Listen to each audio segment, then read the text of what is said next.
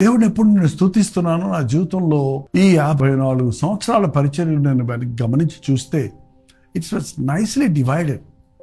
మొదటి 10 సంవత్సరాలు లోతైన పరిశుద్ధపరచబడి అభిషేకించబడి దేవుని యొక్క తర్బీదులో ఉండటం. తర్వాత 10 సంవత్సరములు మిషనరీ సేవ, నీలగిరి కొండల దగ్గర, అలాగే విలేజెస్లో, ఈస్ట్ వెస్ట్ గోదావరిలో ఉన్న అనేక విలేజెస్ సైకిల్లో వెళ్ళి, బైకుల్లో వెళ్ళి, బస్సుల్లో వెళ్ళి. పల్లెటూరుకి వెళ్ళాలంటే మీరు మార్గం లేదండి, బస్సులు ఉండవు కొన్ని చోట.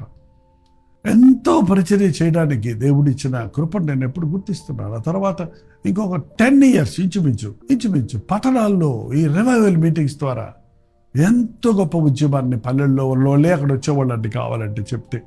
అంటే పట్టణంలో సేవ అంటున్నాం కానీ పల్లెలు పట్టణాల్లో ఉన్న వాళ్ళు కూడా కలిసి గొప్ప ఉద్యమాన్ని చూడగలిగేవారు. అనేకులు రక్షించబడటం, తాగుబోతులు మారటం, వ్యభిచారులు మారటం జరిగింది. ఆ తర్వాత ఈ లాస్ట్ ఇంచుమించు 5.5-6 years నుంచి మీడియా ఏంటంటే, ఎప్పుడూ ఉంది మీడియా కూడా, అన్నీ ఉన్నాయి, కానీ ఇప్పుడు ఎక్స్ట్రీమ్లీ ఎక్కువగా మీడియా ద్వారా రోజు వాక్యం అందించే భాగ్యాన్ని ఇచ్చిన దేవుడు. ఇంతవరకు ఆంధ్రప్రదేశ్లో అంటే తెలంగాణ, ఆంధ్రాలో చేసిన సేవను ఈ రోజున ఇతర రాష్ట్రాలు, ఇతర భాషల వాళ్ళ దగ్గర కూడా తీసుకెళ్లాలంటే భారత్తో ఇతర భాషల వారికి కూడా పరిచయం చేయడానికి ప్రభు కృపణిస్తున్నాడు. ఎందుకంటే నా యేసయ్య చేసింది నేను చేయాలి.